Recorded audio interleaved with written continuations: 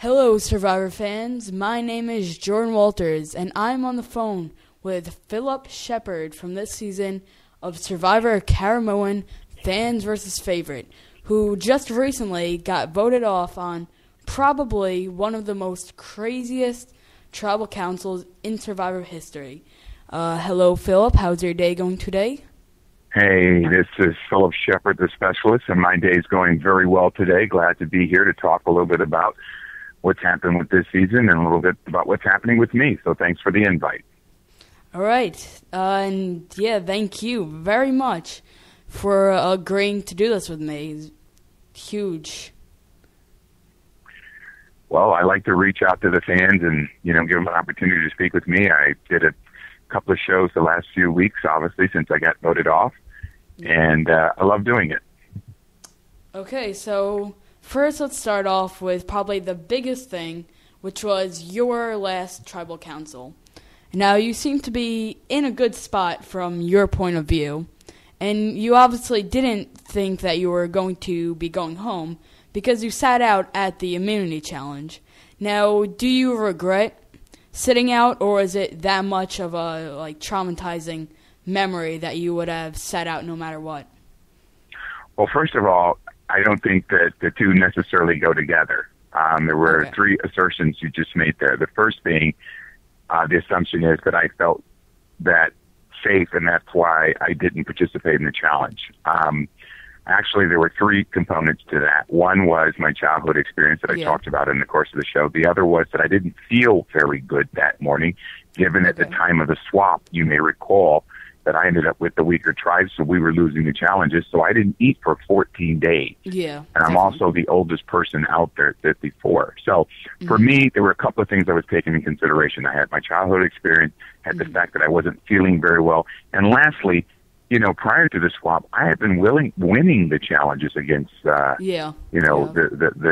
fans. So it wouldn't have been necessarily a bad impression on their mind if they thought I was weaker or that I wasn't going to be a continued threat in the game. That might have given me longevity. That was, part of the analysis there. But also, I would say that going into that tribal council, I suspected that maybe there might be another idol. Unfortunately, no one else believed that. They thought that they had already played their idol because they had played it the week before. So they didn't think they had a second one. But I, in my own mind, thought there was a possibility. And, of course, as we saw what unfolded, there was no way for me to control what was going to happen once we got there. Okay, yep. Okay. So, now, let me see.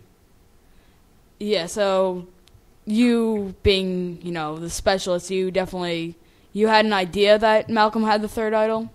Just like I did, because what had happened, the reason I thought that, a lot of people ask me, so why did you think that? I thought that because in the early stages of the game, as you recall, Malcolm was standoffish. We didn't see him strategizing with any of the normal, what I call the core alliance of the favorites. The only person he was actually interacting with and having communications with was Corinne. So he wasn't talking to me about strategy. He wasn't talking to Cochran about strategy. He wasn't talking to Corinne about strategy. So, yes, that was a real serious concern about that for us. And, I was always thinking that he's acting like a guy that might have an idol, but no proof whatsoever. But I was thinking that in the back of my mind. Okay, so now let's move to, most of the players have called you crazy or have done any other name calling to you, or whether it was behind your back or right straight up in your face. Now, how do you feel about this? Because you have said many of times that you do not like it and you find it rude. Well, in my case, frankly, to answer the first part of your question, yes, there have been people who have called me other names. You may recall Brandon Hance this season used some very bad words to describe me in his frustration. In addition to, people have used words to describe me like crazy, delusional. I think that's more of a function of where they're coming from and how they're perceiving me rather than who I am and what I'm doing in the game. So in other words, in other times when people have said that, they typically don't understand what I'm doing. The first time I played in Survivor Season 22 Redemption Island, I deliberately developed a strategy that said, I'm going to help myself by helping Boston Rob by being annoying in a certain way, by just telling the people the truth. In other words, no one likes to be confronted with the truth. So if I said to the girls, go get the wood, you haven't got wood all day today, they didn't like the fact that I would talk to them that way. They'd get frustrated and they'd go back and talk to Boston Rob.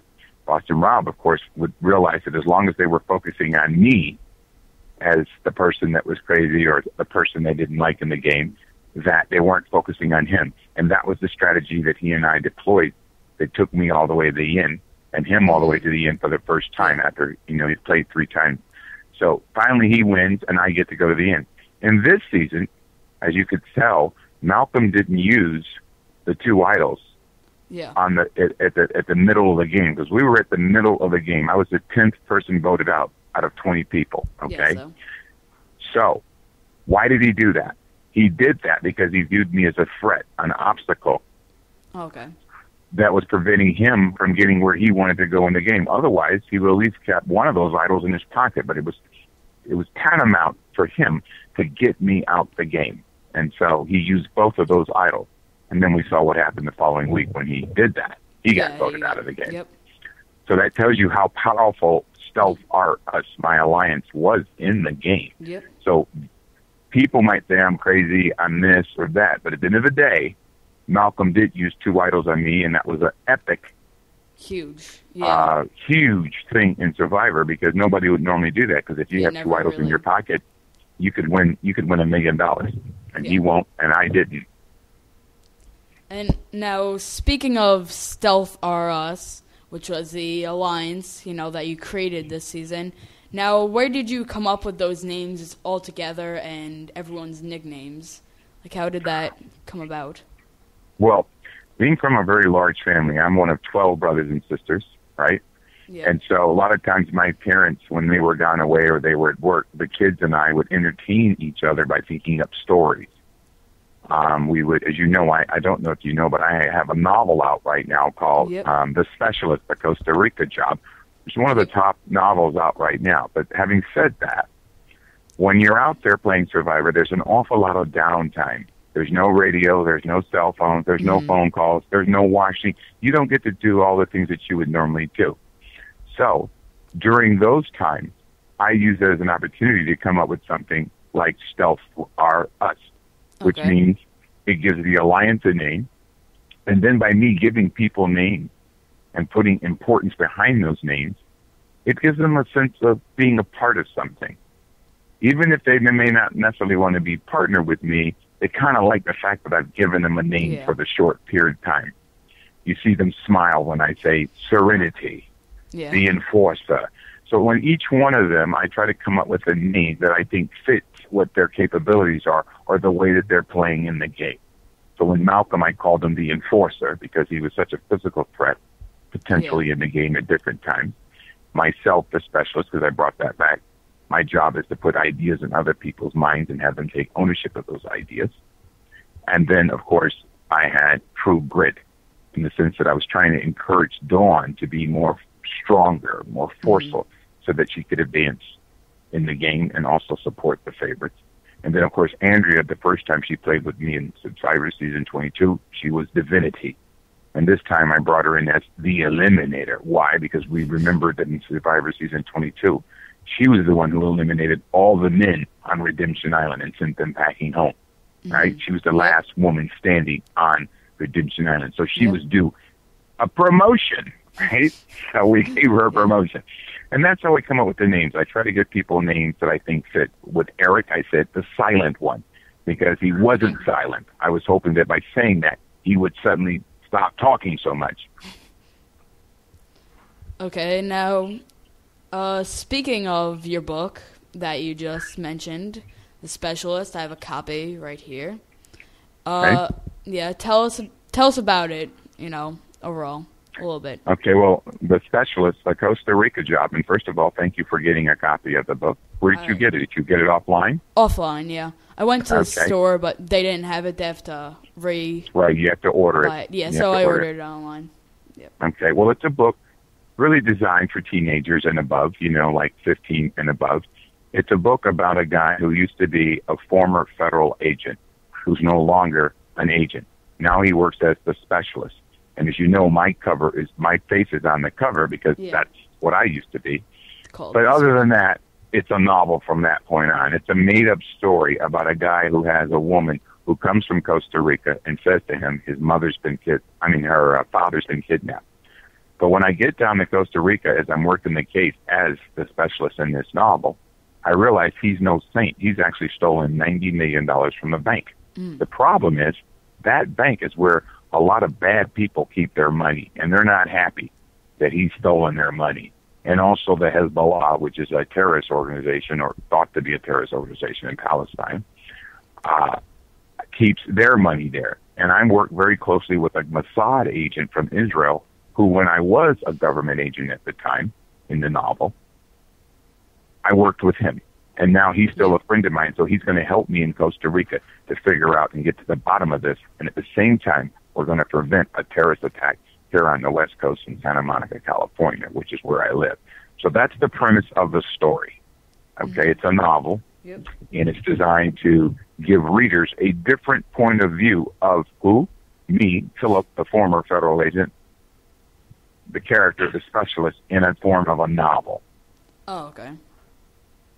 So if you thought I was crazy, if you thought I was delusional, now you've got a character who's in a novel who speaks in the terms and the way I'm speaking to you right now. Yeah. So it's a way of reintroducing the public to me as a person, but also at the same time adding little, entering a novel and selling lots of copies of it. It's the #1 novel last week for Asia. Wow, congratulations on that. Thank you. That's for a particular bookseller, by the way. That's what Rakuten, RAKUTEN.com.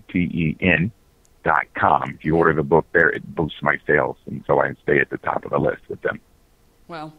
And now your brother wrote it? Is that? That's correct. Is that true? Yeah. I had my younger brother write the books because he's a true writer. He went to school to learn to be a writer.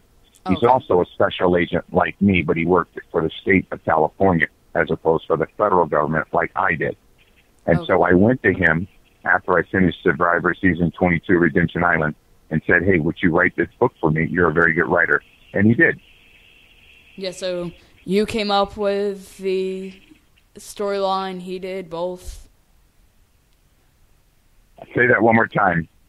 Did you come up with the storyline, or he did, or? Oh, absolutely. Yeah. It's something that I conceived, and then I collaborated with my brother on the writing of the book in terms of helping him do lots of research on it, giving him ideas of the character. A lot of the things that are attributed to the character are also similar to me in the way that he talks, the way he dresses. Certain things about him have what we call my persona, but other than that, it's made up. But I went to my brother, and before I actually had him even start to write anything, I asked him to sign a contract with me, which he did, that shows that I actually own the rights to the brand, the specialist. Okay. And now, a lot of people say out there that Survivor is easy, or I'd do that, or I wouldn't make that move. How tough is it really out there, physically and mentally? Well, first of all, playing the game is an extremely difficult game.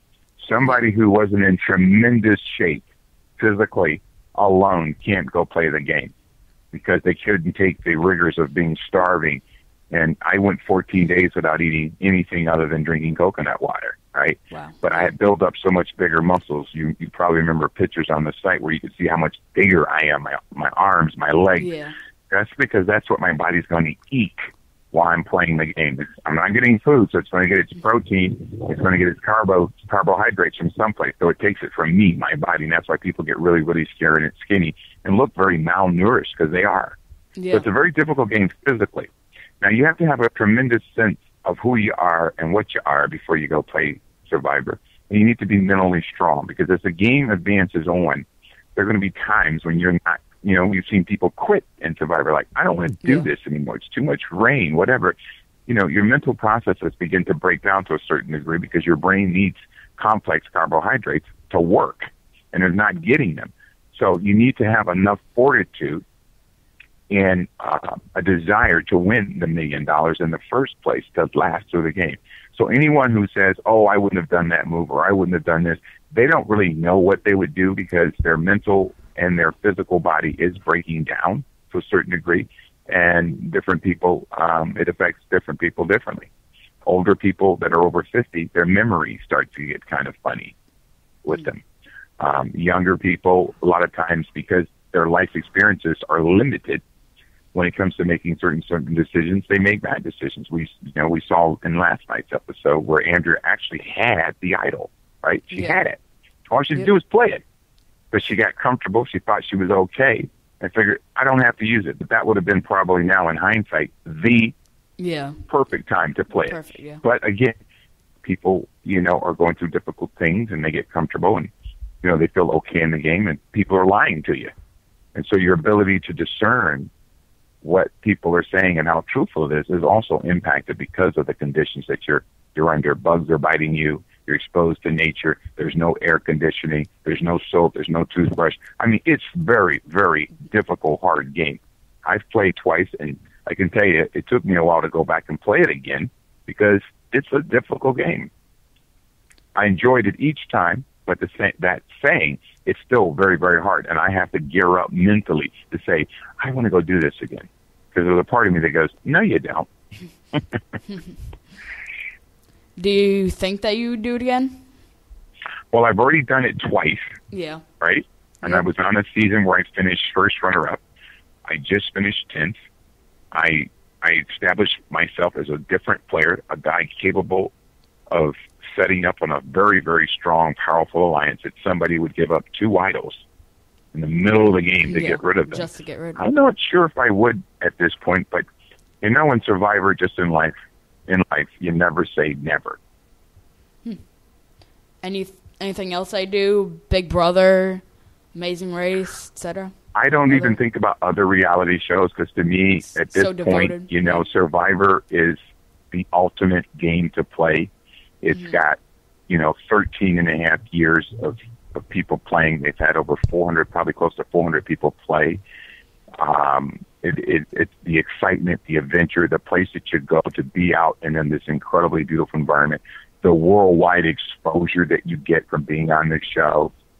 You may not appreciate that necessarily when you're going into it or you think you have an idea about that, but it's not until you play the game and then you see the love and the hate in some instances from different people.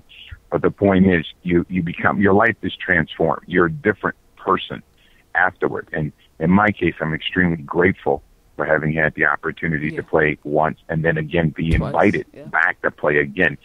Over 54 years old, I'm 55 right now. To have that happen at this time in my life, I'm so grateful to, CBS and Mark Burnett and Jeff Probst, all the people that are involved in the decision process to give me an opportunity to come back. I don't think it gets better than that in reality TV, unless the specialist was to have his own show. Just kidding. But who knows what can happen going forward, right? Yeah. Speaking of which, do you have anything new coming out? Books? Any other? Well, we're working on the second book right now, but we want to wait because this book's only been out since February 13th, and yet it's already been #1 over in Asia for 5 consecutive days. Right now, as I speak to you, the hardback and the paperback are sitting at around 59 and 127, I believe, something like that. For all books, there's like 785,000 books. Wow. On that particular Rakuten.com reseller, which sells books all over the world. We feel blessed to know that our book is in the top 200 books. I mean, who thought the specialist, the delusional guy, the crazy guy could come out with a product that people would buy to the extent that it rises in the rankings on those type of systems. So we're very, very, very grateful for that. And then so we're working on the second sequel to that. There's going to be 3 books, maybe a 4th, but right now we've got the outline laid out already for the other 2 books. In addition to that, I'm getting ready to be on a little webisode TV show called Development Hell. That'll be out, sometime next month. And that's just where I play a lead in an episode. And all I will tell you as a hint is that the former federal agent will be back. Okay. And I'm also talking to producers about potentially doing guest appearances on some either new programming or some shows that are already out on the air. But that won't probably be till fall before some of that comes to fruition. Wow, definitely. I cannot wait till the second book. All of that sounds very good to see the specialist come back. And congratulations on how good the book's doing. Maybe it'll get better to top book. I think it's going to get better because now, for during the time period that I was on the show, I wasn't able to talk about it. I wasn't in the press about it, and yet it took off on its own. By the way, I did an interview with AfterBuzz TV last night. You might want to check that out, you and your listeners, as well as what they're listening to here. Very, very good interview that I did. The host there said it was probably one of the better ones that they've had on the show. So very excited about that opportunity, and I got to do that. And remember, your fans can follow me at P. Sheppard TV on Twitter if they use Twitter. And I'm also at Phillip W. Sheppard on Facebook. And then I have my own private Tumblr site, a blog, at phillipsheppard.tumblr, where I put certain videos and, postings about the book, but it's very limited information, but it's for that quick person who wants to look at, certain things that I've been doing. So thank you so much, Dorian, for having me on the air with you. Yeah, of course. Definitely. And all of that will be in the description below. So all those links, everything, will be in the description below and everything. Go check those out. Go buy the book right here, The Specialist. And, of course, thank you very much for having me. It's probably one of my bigger, interviews I've done. Yeah, well, I'm glad that I was able to accommodate you and your fans. I just want to say that again.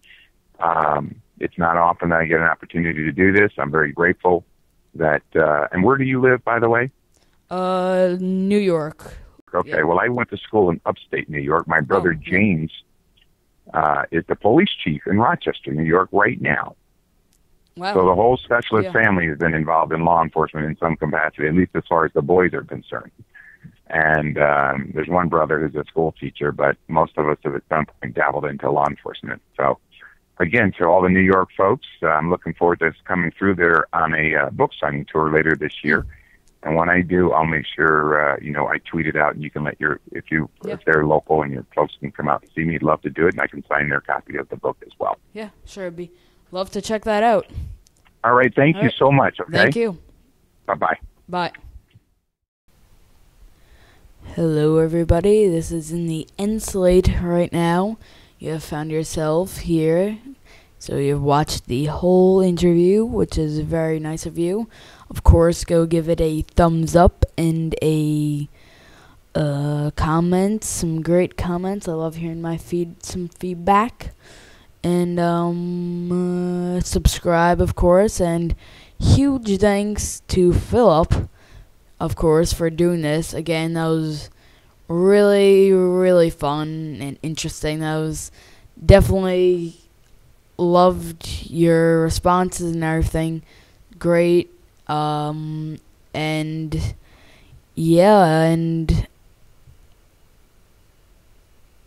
awkward.